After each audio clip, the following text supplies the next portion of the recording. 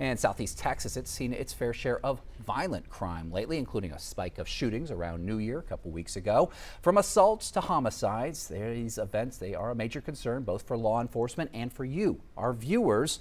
And Beaumont Police Chief Tim Ocnaschek, he's here in studio this morning to talk about what's being done about all this. Good morning, Chief. How are you? Morning, Mark. How are you? Let's get right to it, Chief. What's the state of violent crime here in Beaumont, and what do you want people to know about it? Well, you know, even one's too many.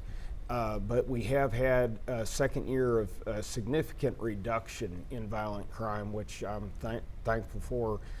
We had about a 15% reduction. We post our stats every month online on the city website, on the police webpage, so people can look at that. But, you know, we have about a 14% reduction in murders. We have about a 17% reduction in aggravated assaults.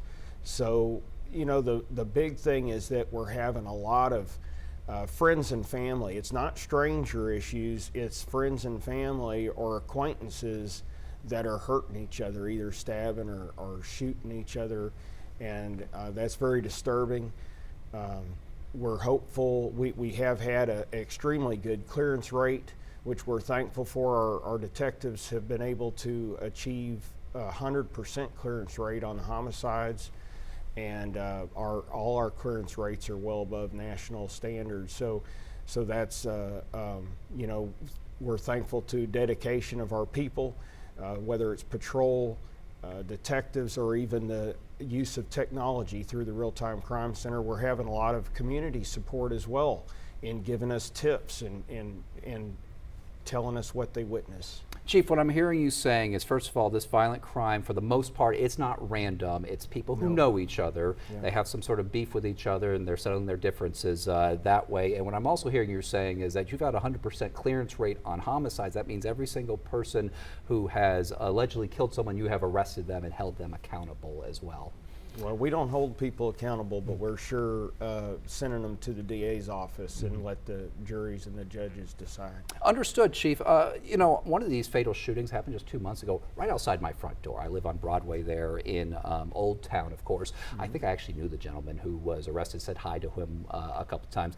I'm not worried, because I don't settle my conflicts with violence. But for an average citizen like me who wants to clamp down on this stuff, what do you recommend citizens could do to help clamp down? Call the police. You know, don't call, phone a friend, don't call your local police chief or your councilman. Call immediately so that we can get people on in a timely manner. 409-832-1234. If you're concerned about putting your name out there, you can tell them you don't want to leave it. You can even call Crime Stoppers with tips, but that's 409-833-TIPS or 8477. So we have to have the participation to get on these things while they're happening and as soon as we can. So call directly. All right, Chief Ocnaschek, thank you so much for joining us this morning to talk about this issue. Thank you for having me.